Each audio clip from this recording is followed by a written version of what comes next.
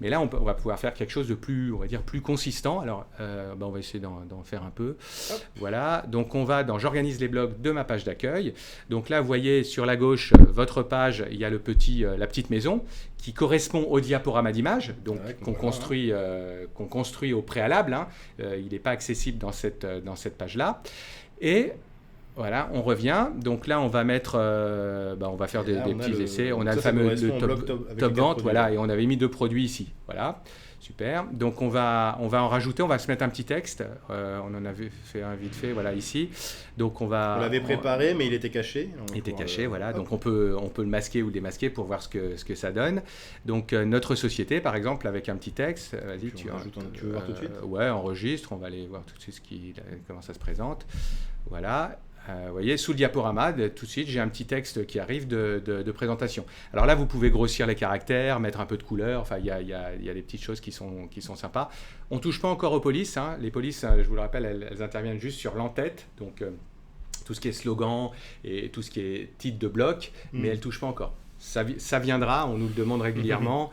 On est très prudent là-dessus parce que ça a un impact sur la totalité des designs. On a des designs qui sont responsives, qui permettent de s'adapter à tous les types d'écrans. Et dès qu'on touche à une police, si on les met trop gros, etc., ça décale beaucoup de choses. On peut vite se retrouver avec un site cassé. Donc, c'est pas quelque chose qu'on ne veut pas faire. C'est quelque chose qu'on fait très prudemment, justement pour toujours avoir des sites.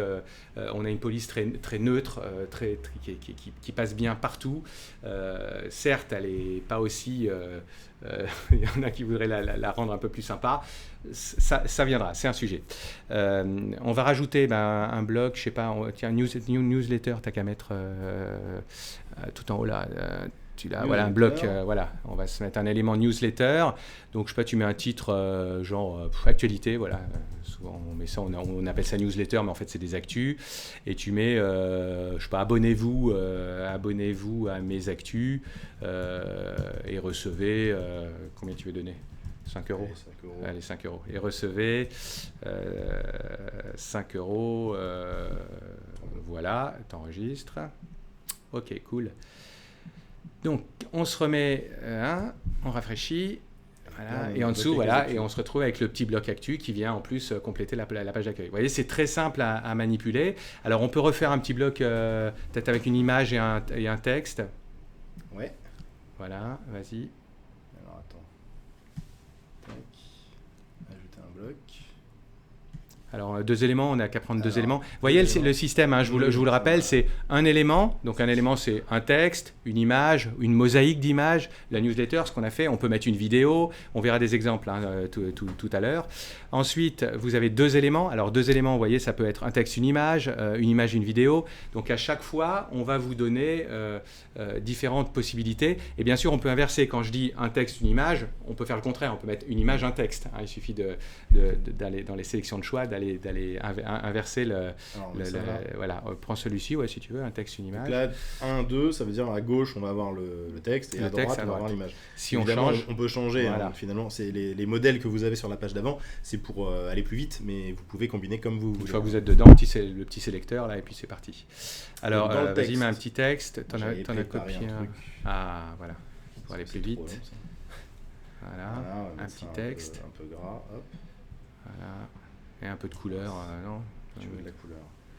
Non, allez, on va rester sobre. Voilà. Et une petite image. Ok, super.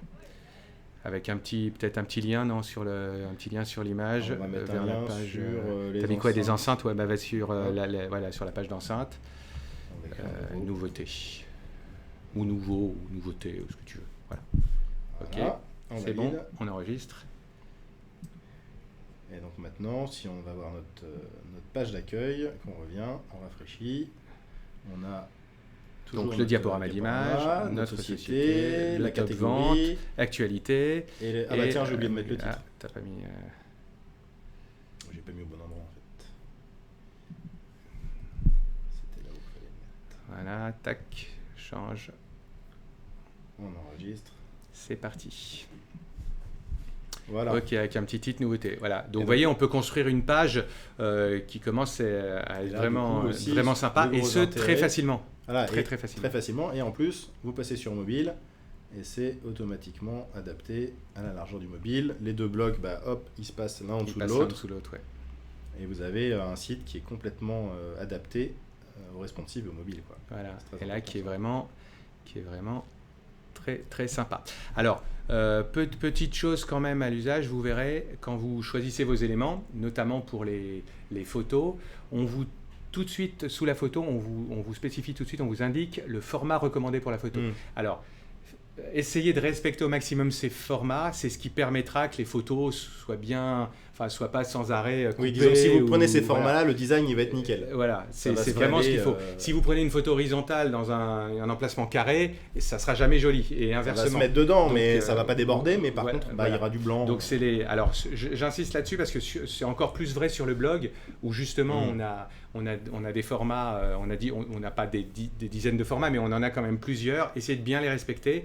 Et les photos se travaillent en amont. C'est-à-dire qu'en fait, vous les recadrez, vous les travaillez sur un logiciel de gestion de photos en amont. L'outil on ne gère pas les photos. Oui. Donc, c'est pas dans le blog ou dans la page vous préparez la photo et ensuite vous préparez la photo et ensuite vous la téléchargez. Et toujours des photos raisonnables en termes de poids. Restez sur du 1 méga, 2 mégas, mais n'allez pas au-dessus. Ça sert à rien. Il y a certains qui voulaient envoyer des photos qui faisaient 25 mégas. Ça sert à rien. Déjà, elles ne passent pas, ça bloque. Et puis elles vont être de toute manière retravaillées pour qu'elles soient optimisées en termes de poids, pour justement se charger le plus vite possible pour les mobiles.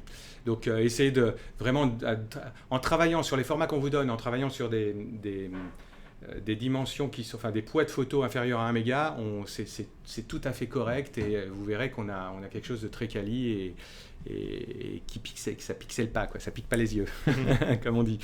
Ok, donc voilà pour la page d'accueil. Alors les premiums, faites-en bon usage, n'hésitez pas à la faire bouger cette page d'accueil, à la faire vivre.